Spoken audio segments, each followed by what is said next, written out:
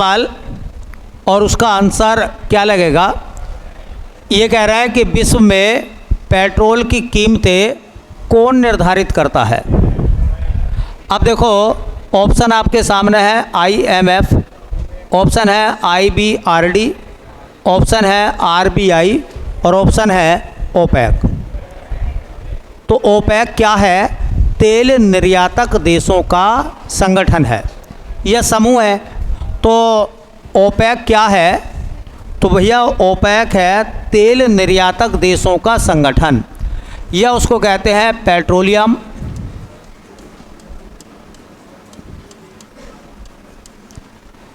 Petroleum निर्यातक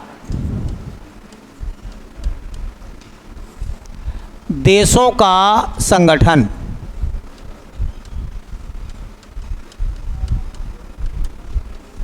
petroleum निर्यातक देशों का संगठन, शॉर्टकट में इसको ओपेक कहते हैं। ओपेक कहते हैं। ओ से बनता है ऑर्गेनाइजेशन,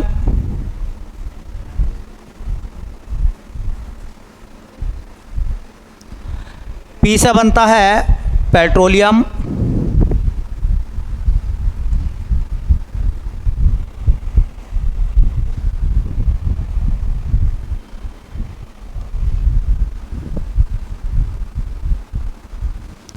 एक्सपोर्टिंग कंट्रीज।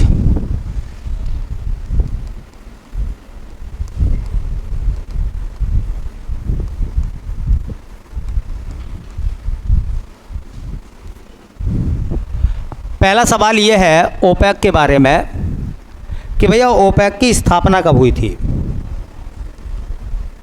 ये सवाल मालूम किया जा सकता है।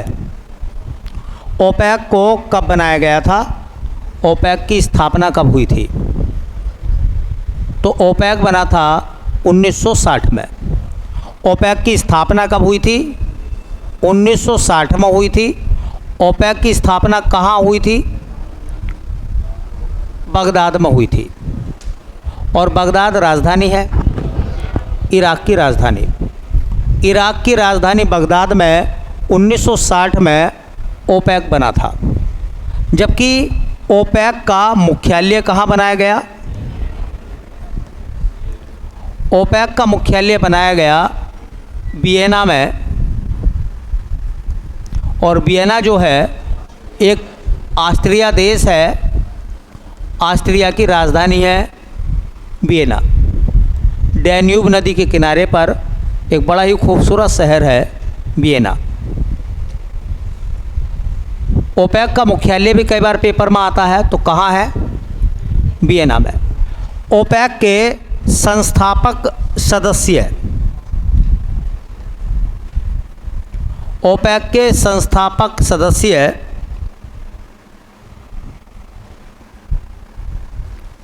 ओपेक के संस्थापक सदस्य देश हैं 5। वैसे ओपेक में टोटल मेंबर 13 हैं, लेकिन जो संस्थापक है जिनकी वजह से ओपेक बना था वो 5 देश हैं। 5 देश कौन कौन से भैया? एक इराक है, एक ईरान है, एक कुवैत है, एक सऊदी अरब है और एक आता है वेनेजुएला। तो इस तरह से ओपेक के संस्थापक सदस्यों की संख्या 5 है। ये सवाल पूछा जाता है इस तरह से कि बताइए इनमें से कौन सा ओपेक का संस्थापक देश नहीं है। इसका मतलब जब ओपेक बना था तो 5 देशों ने इस समूह को स्टार्ट करा था और आज ओपेक में 13 मुल्क शामिल हैं। तो अगर ये तुमसे पूछेगा कि ओपेक के संस्थापक सदस्यों की संख्या बताओ तो 5 आएगी।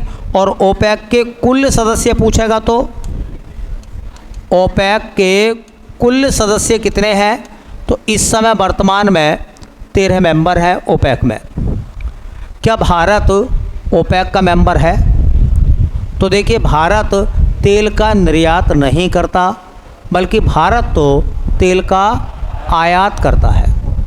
तो इसमें उन मुल्कों को शामिल किया गया जो मुल्क तेल का निर्यात करते हैं। तो भारत निर्यातक नहीं है, बल्कि भारत तो पेट्रोलियम का बहुत बड़ा आयातक देश है। ये यूनियन क्यों बना मैं आपको बता दूं। देखिए क्या होता है, यूनियन का फ़ायदा मिलता है, फ़ायदा मिलता है अच्छे और बुरे सभी मामलों में। खाड़ी के जितने भी देश हैं सबकी अर्थव्यवस्था का साधन है पेट्रोल। अब पेट्रोल ज़्यादा है, ज़मीन से निकालिए, खूब बेचिए। अब खूब कब बिकेगा, जब आप औरों के मुकाबले सस्ता देंगे। औरों के मुकाबले पेट्रोल सस्ता देंगे तो लोग आपसे ज़्यादा खरीदेंगे या नहीं खरीदेंगे। तो इससे क्या हो रहा था, पेट्रोलियम उत्पादक देशों को नुकसान हो रहा था, क्योंकि उनका पेट्रोल सस्ते में जा रहा था। अब उन्होंने क्या करा है, उन सभी देशों ने अपना एक संगठन बना लिया है। वो संगठन क्या करता है, पेट्रोल की कीमतों का निर्धारण करता है। अब जब पेट्रोल की कीमत निर्धारित हो जाएंगी तो निर्धारित कीमत से कम कीमत पर कोई भी पेट्रोल को नहीं बेचेगा। इससे जो पेट्रोलियम है या पेट्रोल है उसकी जो लागत है या उसका जो इनकम है वो डाउन नहीं होगी फिर। ठीक है, तो यही काम किसका है, ओपेक का काम है। पूछेंगे कि ओपेक का काम क्या है, तो ओपेक का काम है विश्व में पेट्रोल की कीमतों का निर्धारण करना।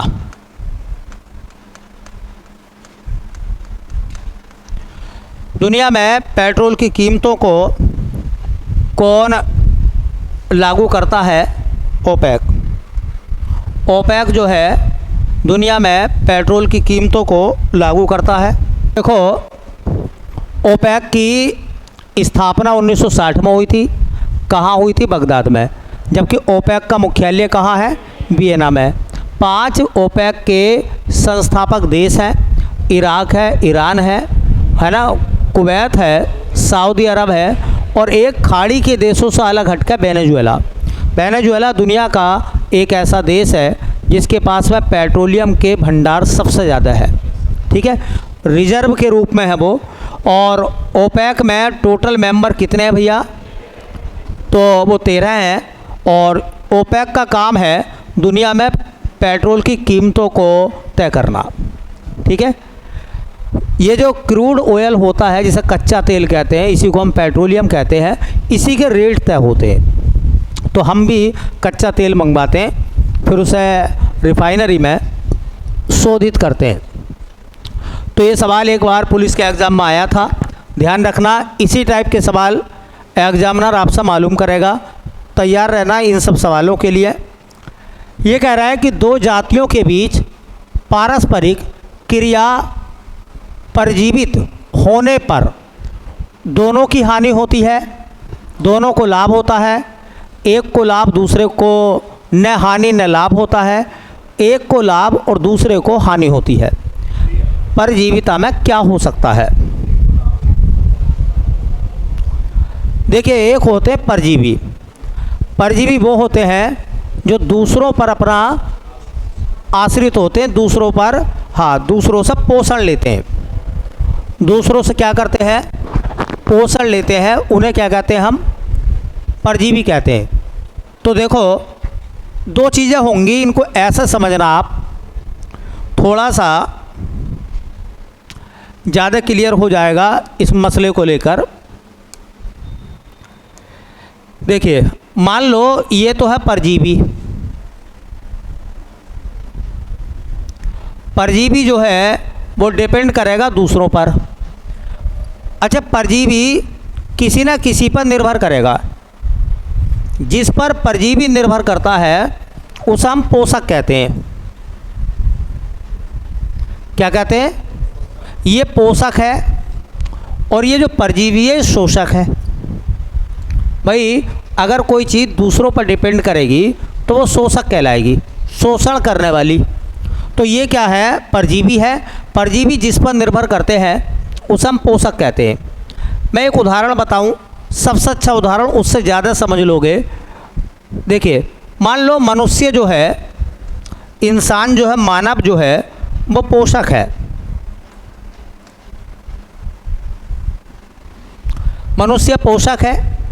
आपने बहुत समय पहले एक परजीवी का नाम सुना होगा। मान लो जूं क्या है? जूं परजीवी है क्योंकि वो मानव से अपना आहार लेगी। बोलो। तो अब इसमें एक बात बताइए, अगर इस जूं को इस मानव से अलग कर दिया जाए तो क्या जिंदा रह पाएगी? इसका मतलब जिंदा नहीं रहेगी। ठीक है, ये किस पर डिपेंड कर रही है? मानव पर डिपेंड कर रही है।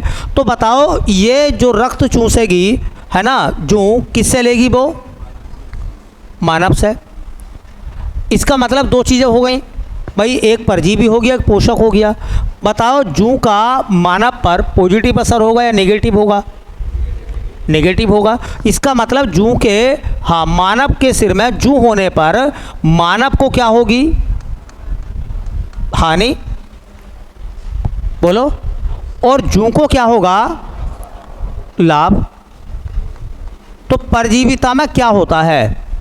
परजीवी ऐसे जीव होते हैं जो दूसरों पर आश्रित होते हैं या दूसरों पर अपना जीवन बसर करते हैं, उन्हें हम परजीवी कहते हैं। ठीक है, परजीवी के होने से एक को लाभ होता है, परजीवी को तो लाभ होगा, ये तय बात है। और जो पोषक है उसे क्या होगी? उसे हानि होती है। तो ऐसी स्थिति में क्या ऑप्शन लगाओगे आप? बताइए। डी ऑप्शन लगेगा। एक को लाभ। किसको लाभ? परजीवी को लाभ। और दूसरे को हानि। किसको हानि? पोषक को हानि होती है। पोषक को हानि होती है परजीविता में। परजीविता में पोषक को हमेशा हानि होती है। तुमने देखा होगा छोटे बच्चों के ये दो प्रकार के होते हैं ना, अंतः परजीवी और बाह्य परजीवी। जूं तो एक बाह्य परजीवी है, कुछ अंतः परजीवी होते हैं। बच्चों के पेट में कीड़े हो जाते हैं, है ना। जो कीड़े हो जाते हैं तो बच्चा कितना भी खाना खाए या कितना भी उसको खाना अच्छा से अच्छा दिया जाए, वो बच्चों को नहीं लगता।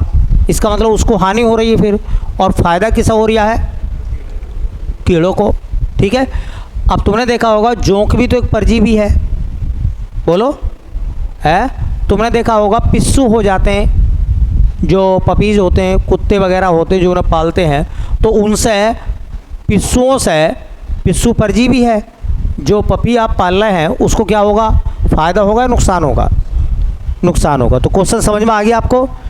क्वेश्चन दोबारा देख लो क्या लिखा हुआ है। क्वेश्चन में लिखा हुआ है कि दो जातियों के बीच पारस्परिक क्रिया परजीवित होने पर दोनों को हानि होती है, दोनों को लाभ होता है। एक को लाभ, दूसरे को न लाभ न हानि। कह रहा है एक को लाभ और दूसरे को हानि। परजीविता में एक को लाभ होता है और दूसरे को हानि। लाभ किसे होता है? परजीवी को। और पोषक को हमेशा हानि होती है। चलिए अगला सवाल देखें। अगले सवाल में लिखा गया था, कह रहा है कि पीतल इनका मिश्र धातु है। पीतल किससे मिलकर बना है? तांबा प्लस टिन, तांबा प्लस जस्ता, तांबा प्लस लोहा, जस्ता प्लस लोहा। पीतल किससे मिलकर बना है ये पूछ रहा है। पीतल एक एलॉय है, एलॉय को मिश्र धातु बोलते हैं। ठीक है, कई सारी मिश्र धातु हैं।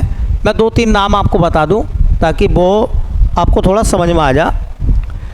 देखो भाई, अगर हम बात करें पीतल की, तो पीतल दो चीज़ों से मिलकर बनता है, तांबा प्लस जस्ता। भाई तांबे को कॉपर भी कहते हैं और जस्ते को जिंक भी कहते हैं हम। तो जिंक मतलब Zn।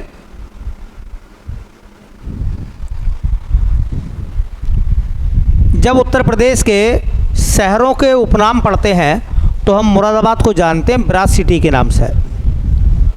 ब्रास कहते हैं किसको? पीतल को। सिटी मतलब शहर, तो पीतल नगरी या ब्रास सिटी किसे बोलते हैं? ये बात भी नोट कर सकते हैं इसी में। देखिए पीतल नगरी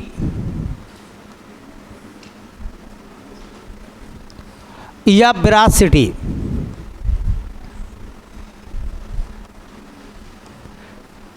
किसे कहते हैं हम? मुरादाबाद को। पीतल के बर्तन। अच्छा, पीतल की मूर्ति बनती है कहीं, यूपी में कहाँ बनती है? मथुरा में। पीतल की मूर्तियाँ मथुरा में बनती हैं और पीतल के बर्तन मुरादाबाद में बनते हैं। चलिए, एक नाम आपने मिश्र धातु में सुना होगा, तो उसे कहते हैं कांसा। कांसा जिसको हम ब्रोंज कहते हैं, वो भी इसी की तरह देखने में हमें लगता है। तो देखिए, कांसे में क्या होता है? तांबा तो होता है, लेकिन तांबे के साथ में टिन नहीं, जस्ता नहीं होता, बल्कि टिन होती है। तो तांबा प्लस टिन मिलकर क्या बनाते हैं? कांसा। कॉपर और टिन मिलकर क्या बनाते हैं? कांसा बनाते हैं। और आपको एक सवाल यहाँ से और याद रखना है, जो इंडस वैली सिविलाइजेशन थी, सिंधु घाटी की सभ्यता, बताइए उसकी प्रमुख धातु क्या थी? कांसा। तो सिंधु घाटी की सभ्यता कैसी थी भैया? कांस्य युगीन थी। सिंधु घाटी की सभ्यता, सिंधु घाटी की सभ्यता कांस्य युगीन थी, कांस्य युगीन थी। इसका मतलब इंडस वैली सिविलाइजेशन में सबसे ज़्यादा इस्तेमाल हुआ किसका? कांसे का। एक एलॉय का नाम और पढ़ेंगे जो इम्पोर्टेंट है, पेपर में वहाँ से सवाल पूछा भी जाता है। देखिए, सवाल आता है एक फ्यूज तार का। फ्यूज तार किस किस से मिलकर बनता है? फ्यूज तार जो घरों में लगाते हैं वो किस किस से मिलकर बनता? वो भी एक एलॉय है, मिश्र धातु है। तो किस किस से मिलकर बनता? सीसा प्लस, बोलो, तांबा होता है, टिन होता है, जस्ता होता है या लोहा होता है? तांबा प्लस सीसा प्लस टिन को मिलाकर क्या बनाते हैं? फ्यूज तार। तो फ्यूज तार मिलकर बनता है सीसा और टिन। सीसा पीबी होता है, लेड, और टिन जो होता है वो एसन होता है। यहाँ से भी एक बात याद रखें कि फ्यूज तार कैसे होने चाहिए। फ्यूज तार कैसे होने चाहिए? भाई, घरों में फ्यूज तार हम लगाते हैं। फ्यूज तार इस वजह से लगाते हैं कि जैसे लाइट तेज आए वो तार टूट के पिघल कर टूट जाए, जल जाए, मतलब वो, तो जिसका प्रतिरोध कैसा हो? उच्च हो और गलनांक निम्न हो। जल्दी गल जाएगा तो आगे की सप्लाई रुक जाएगी। घरों के अंदर उपकरणों की सुरक्षा के लिए फ्यूज तार लगाए जाते हैं। ठीक है, तो भैया फ्यूज तार के बारे में एक बात और नोट कर लो। देखिए, फ्यूज तार के बारे में कहा जाता है, हाँ, इनका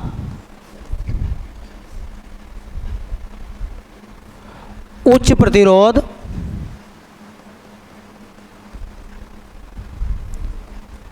व निम्न गलनांक होना चाहिए। निम्न गलनांक होना चाहिए।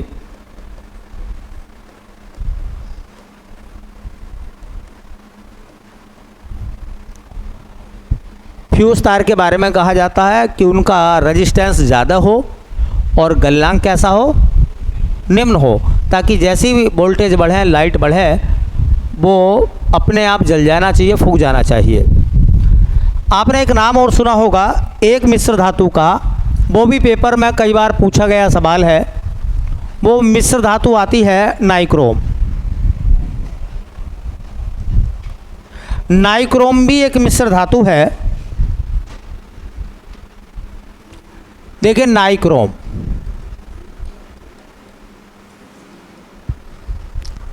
नाइक्रोम किस किस से मिलकर बनती है? तो नाइक्रोम में Ni, Cr, OM नहीं होता, बल्कि Fe प्लस Mn होता है। तो Fe लोहा और Mn मैंगनीज। नाम तो सब पता है ना आपको। Ni से क्या बनेगा? Cr से, Fe से, Mn से मैग्नीज। सब नाम याद है ना, संकेत। नाइक्रोम का तार कहाँ इस्तेमाल होता है? इसका उपयोग कहाँ करते हैं?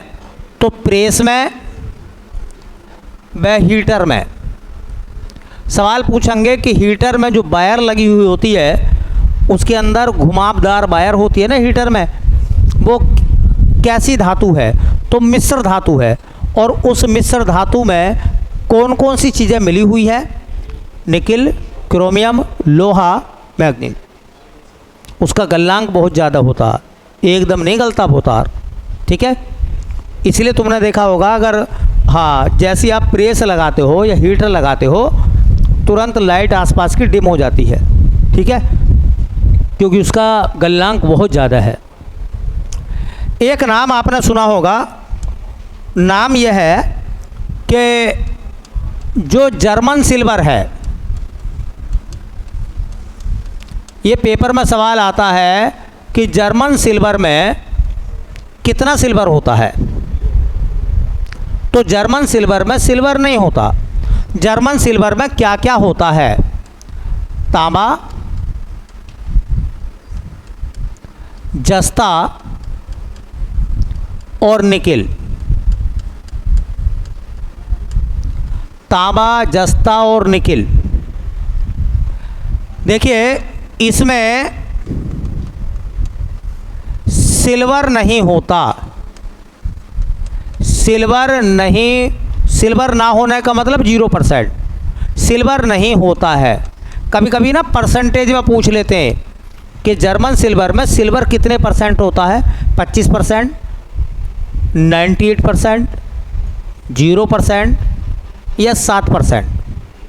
तो फिर ऐसे में आंसर तो जवाब देना ही पड़ेगा ना आपको, तो आंसर लगाना पड़ेगा क्या? 0%।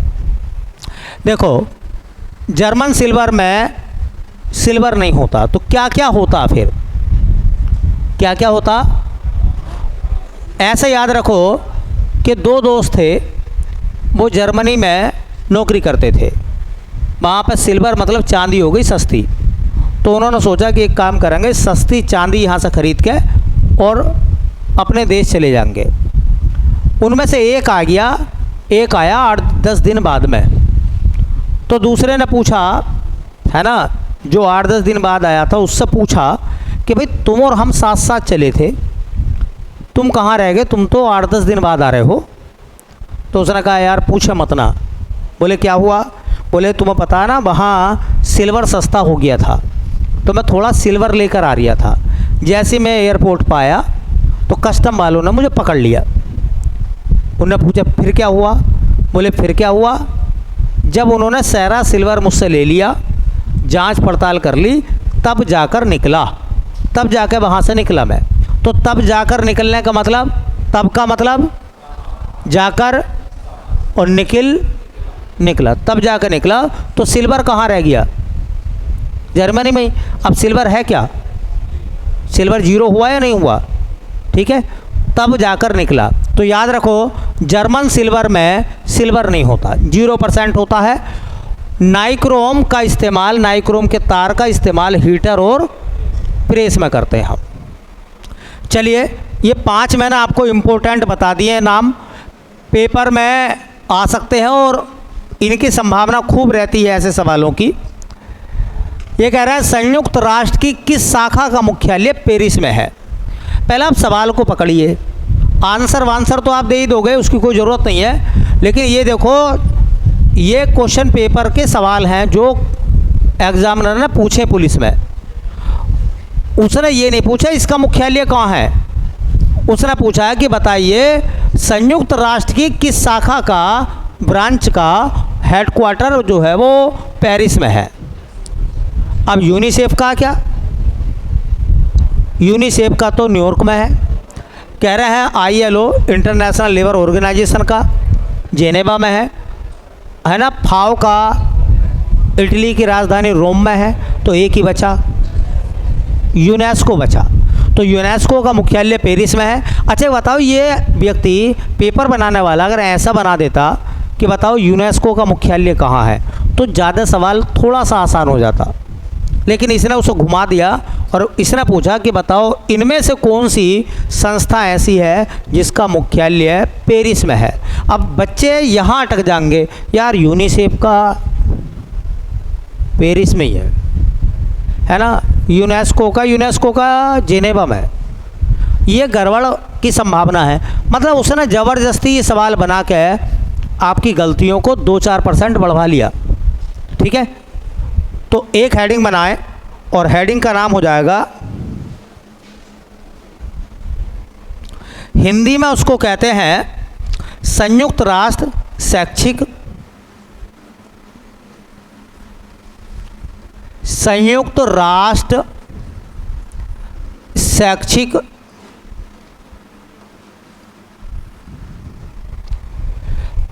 वैज्ञानिक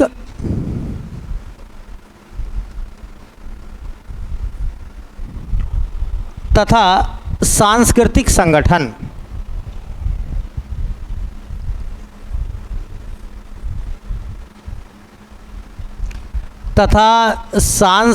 संगठन। अच्छा बताओ, हमारे कोर्स में नेशनल और इंटरनेशनल संगठन है या नहीं है? तो सवाल पूछा जा सकता। ठीक है, हम तो यही उम्मीद करेंगे बिल्कुल सवाल यही आ जाए लिखा हुआ। ऐसे सवाल लौट कर आ जाते हैं। इसे कहते हैं यूनाइटेड नेशन। शैक्षिक को कहते हैं एजुकेशनल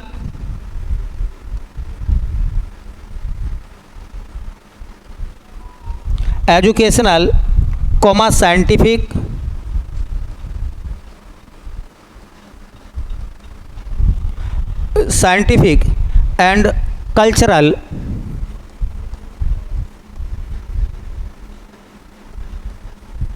ऑर्गेनाइजेशन।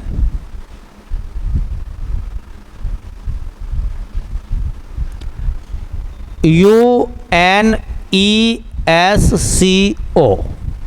यूनेस्को। चलिए, यूनेस्को की स्थापना कब हुई थी? भाई यूनेस्को संस्था बनी कब थी? तो यूनेस्को की स्थापना हुई थी 1945 में। अभी मैंने बताया है कि यूनेस्को का मुख्यालय कहाँ है। यूनेस्को का मुख्यालय है पेरिस में। इसी पेरिस में ओलंपिक हो रहे हैं 2024 में। ठीक है, पेरिस किस देश की राजधानी है? फ्रांस की है। पेरिस जो है वो किस नदी के किनारे पर है? तो नदी का नाम आ जाएगा सीन नदी। अच्छा बताओ, यूनेस्को में कुल कितने देश हैं? ये ऐसा सवाल बन सकता पेपर में।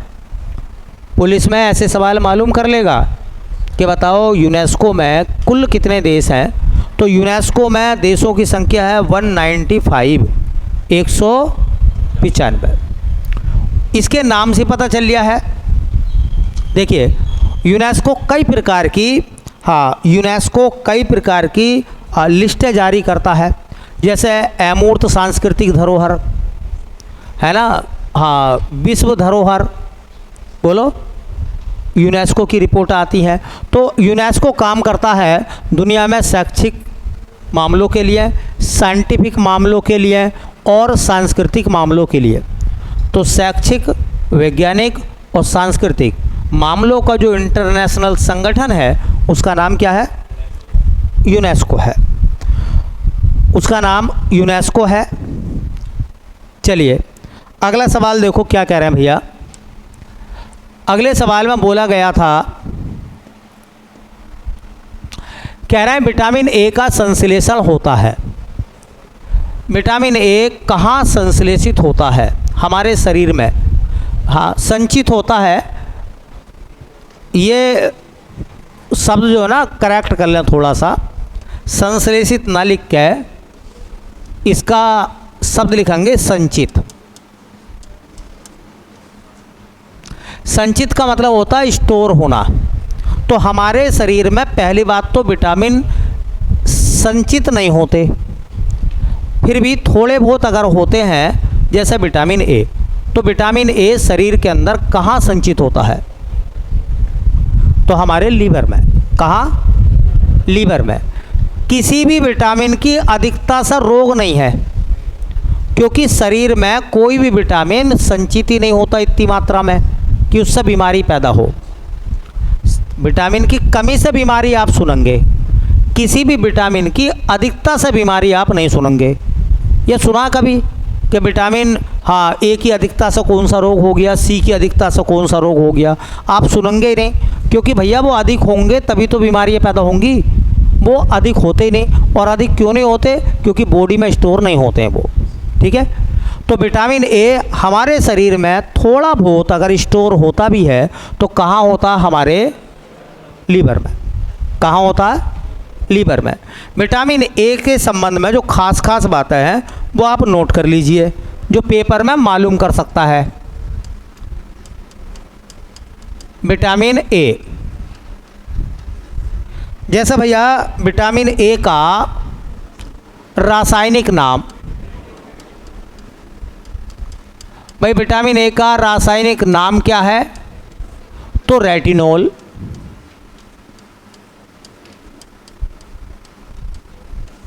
रेटिनोल विटामिन ए का रासायनिक नाम है। अच्छा देखो, स्रोत याद रखो, विटामिन ए के स्रोत क्या है? तो खास तरीके से मछली या मछली का तेल, भाई मछली या मछली का तेल,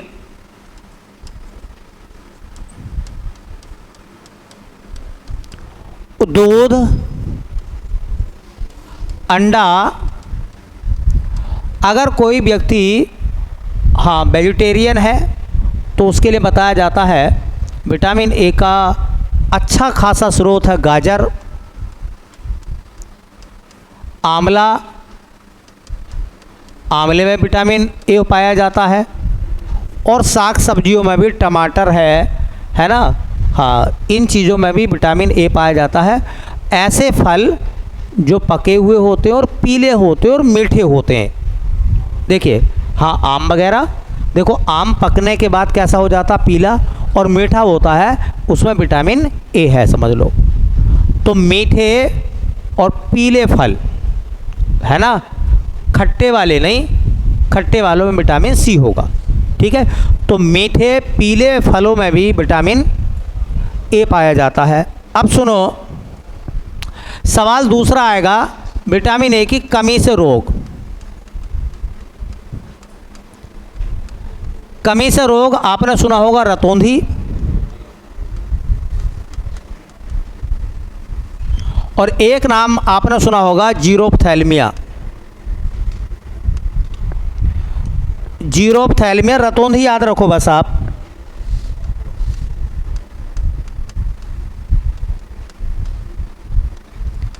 रतौंधी पेपर में आता है। ये दोनों बीमारी जो है वो किस अंग की है? तो हमने तो भैया ऐसे याद रखा कि आँख में होती रेटिना, और रेटिना से बन गया रेटिनोल। भाई आँख में रेटिना होती है, कान में होती है, देख लो कभी किसी की जीभ में हो है। तो कुल मिला के यह है कि रेटिना आँख में होती है, इसलिए रेटिनोल। इसका मतलब यह है कि रेटिना को ही ये इफेक्टिव करेंगे। अगर ये विटामिन नहीं होगा तो रेटिना आँख का हिस्सा है, उस पर दिक्कत आएगी। ठीक है, अब सवाल निकल कर यह आता है कि देखिए थोड़ा बहुत विटामिन ए संचित होता है कहाँ? तो देखो यह यकृत में संचित होता है, यह यकृत में संचित होता है।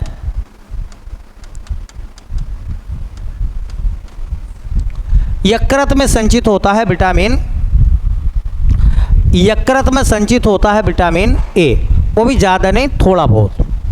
अब एक सवाल पेपर में आता, बहुत बार पेपर में आया है। देखिए जो पेड़ पौधे होते हैं ना, पेड़ पौधों में बीटा कैरोटीन पाया जाता है, और वो बीटा कैरोटीन पौधों के अंदर विटामिन ए का निर्माण करता है। तो क्वेश्चन आता है कि पौधों का कौन सा भाग विटामिन ए बनाता है? जैसे मान लो गाजर है, पालक है, ठीक है, आंवला है, इनमें अगर विटामिन ए है तो ये पादप के किस हिस्से से बना है? बोलो, बीटा कैरोटीन। तो लिखेंगे पादप के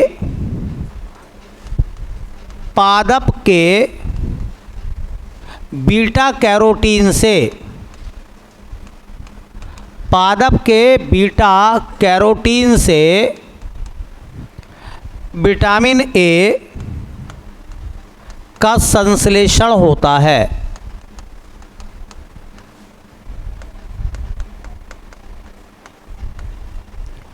देखो, विटामिन ए के बारे में बताया जाता है कि विटामिन ए इन्फेक्शन को भी रोकता है, इसलिए विटामिन ए को संक्रमण रोधी, एंटी इन्फेक्शन विटामिन भी कहते हैं।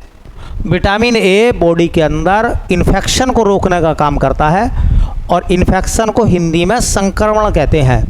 तो बताओ कौन सा विटामिन ऐसा है जो संक्रमण रोधी है? तो इसे संक्रमण रोधी या एंटी इन्फेक्शन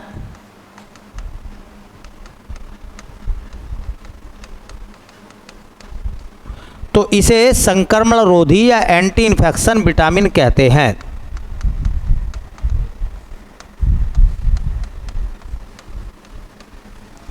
विटामिन कहते हैं। 4-5 बातें याद रखो। विटामिन ए का रासायनिक नाम क्या है? रेटिनोल। विटामिन ए कहाँ कहाँ से मिलता है हमें? तो ज़्यादातर मछली या मछली का तेल। मेडिकल साइंस के लोग कहते हैं कि मछली का सेवन जो लोग करते हैं उनकी आंखों के लिए फ़ायदेमंद है। ठीक है, तो मछली या मछली का तेल विटामिन ए की पूर्ति करता है।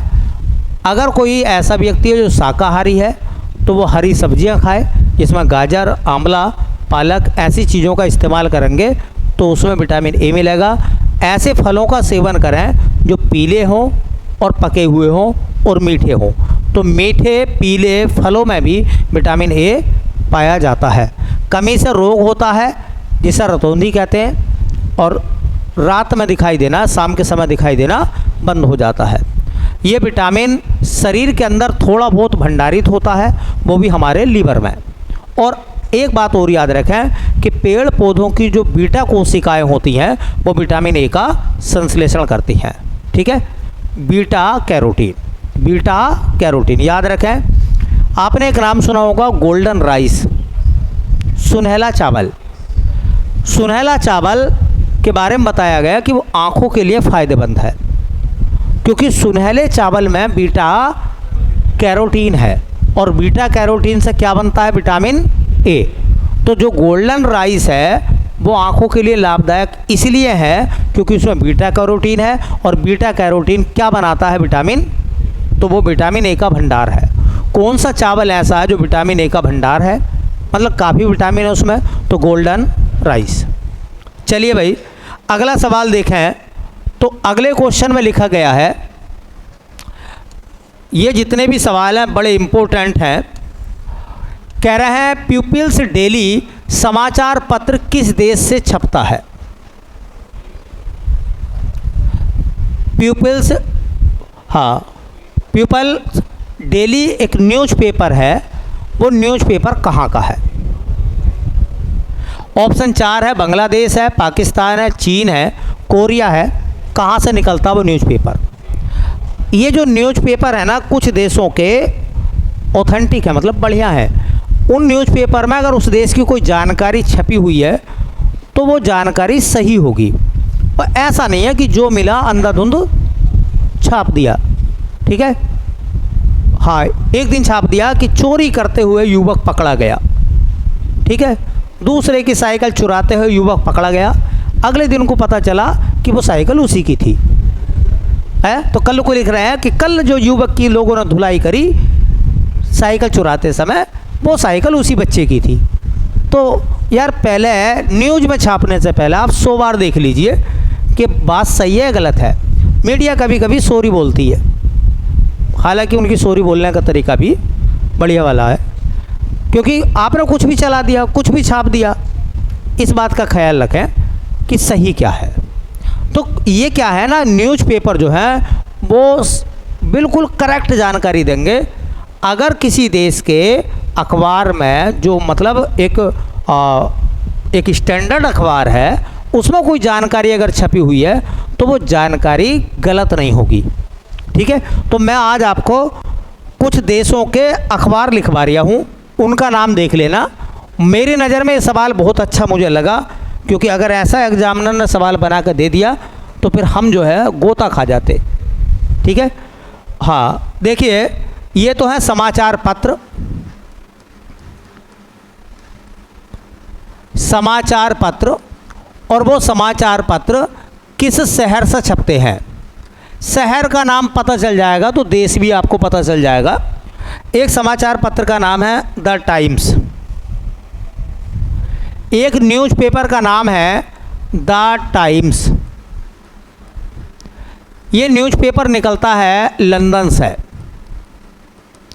और लंदन जो है वो ब्रिटेन की राजधानी है।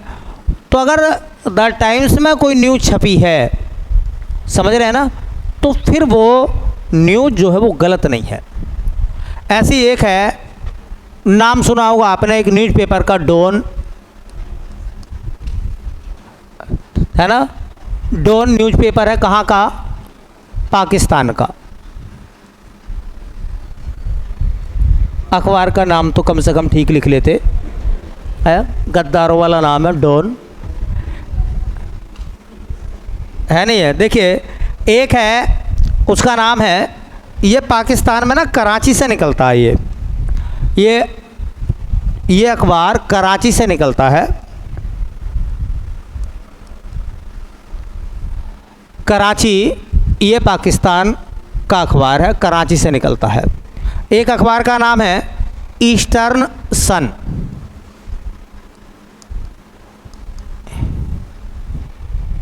ईस्टर्न सन, ये अखबार निकलता सिंगापुर से। अब देखो भैया, सिंगापुर अपने आप में देश भी है, सिंगापुर अपने आप में शहर भी है, सिंगापुर अपने आप में राजधानी भी है। एक अखबार निकलता है मर्डेका। मर्डेका अखबार निकलता है जकार्ता से, और जकार्ता इंडोनेशिया की राजधानी है जकार्ता, वहाँ से निकलता है। एक अखबार निकलता है डेली न्यूज।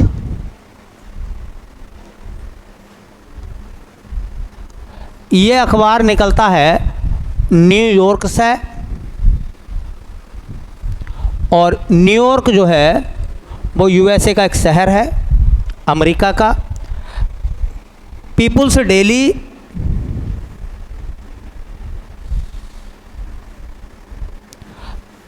डेली,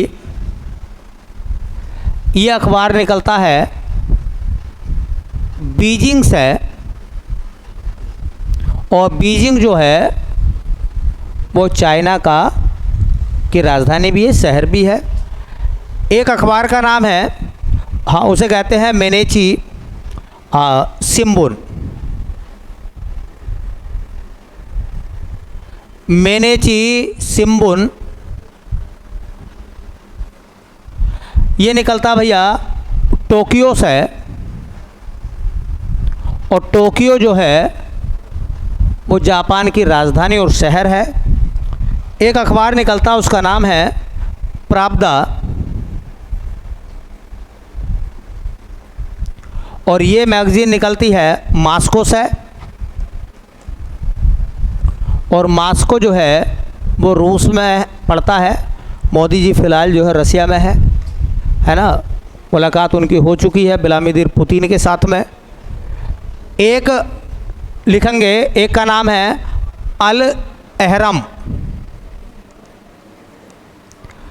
अल अहरम, ये निकलता है अखबार काहिरा से, और काहिरा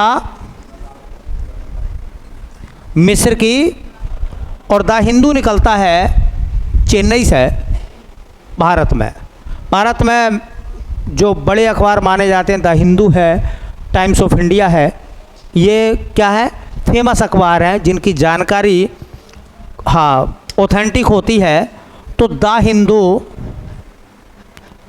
ये समाचार पत्र निकलता है अखबार निकलता है चेन्नई से, और चेन्नई कहाँ है? भारत में।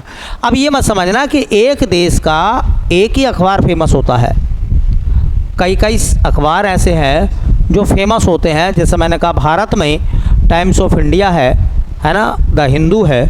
लोग जो है इनको ज़्यादा वैल्यू देते हैं, इनकी जानकारी को सही माना जाता है। तो ये एक अच्छा टॉपिक था मेरे हिसाब से, और इस टाइप के सवाल अगर एग्जामिनर मालूम कर लेगा तो फिर हमारे सामने संकट पैदा हो जाएगा। इससे पहले हमारे सामने संकट पैदा हो, हम उस संकट का समाधान निकाल रहे हैं। ठीक है, इससे आपका रिवीजन भी होता रहेगा और इससे ये भी पता चलेगा आपको कि किस टाइप के सवाल एग्जामिनर मालूम कर रहा है, उसको देखें। इसका आंसर सब बच्चों को पता है, क्योंकि एक बदलाव हुआ है, उस बदलाव की वजह से मुझे बताना पड़ेगा। बताओ इसका आंसर क्या आएगा? तो सीमा सुरक्षा बल मतलब बीएसएफ बनाया गया था 47 में, 50 में, 60 में, 65 में। तारीख क्या है? 1 दिसंबर 1965 को बीएसएफ की स्थापना हुई थी। तो बीएसएफ स्थापना दिवस भी मनाते हैं हम कब? 1 दिसंबर को। तो देखिए ये जानकारी मैंने पहले आपको बता दी है, ये जानकारी बता दी है कि बीएसएफ की स्थापना जो हुई थी वो हुई थी 1 दिसंबर 1965 को। और बीएसएफ का मुख्यालय कहाँ है? तो बीएसएफ का हेडक्वार्टर है नई दिल्ली में। बीएसएफ के महानिदेशक देखो, जो चीज़ें बदल रही हैं वो बदलती हुई आपको याद रखनी पड़ेंगी। बीएसएफ के नए महानिदेशक बने हैं देवेंद्र कुमार पाठक, अभी फ़िलहाल 2024 में ही बने हैं, है ना, देवेंद्र कुमार पाठक। देवेंद्र कुमार पाठक। अच्छा, बीएसएफ का काम क्या है? भारत, पाकिस्तान, बांग्लादेश की सीमा की सुरक्षा करना।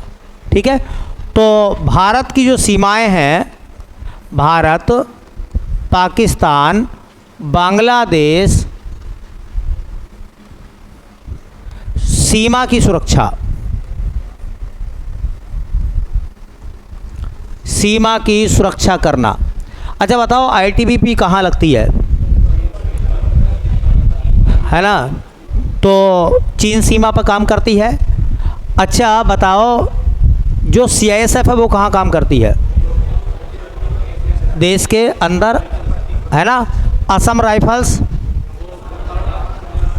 म्यांमार का बॉर्डर। तो बताओ एक हमारे हैं एसएसबी, भूटान और नेपाल सीमा, भूटान और नेपाल सीमा पर एसएसबी काम करती है। ठीक है, और ये हमारी पैरामिलिट्री फोर्स है। पाकिस्तान युद्ध के बाद जो है बीएसएफ को बनाया गया था, क्योंकि ज़रूरत थी इस बात की। ठीक है, चलिए बाकी देखते हैं कल। अच्छे सवाल है, पेपर का पैटर्न भी पता चलता रहेगा आपको।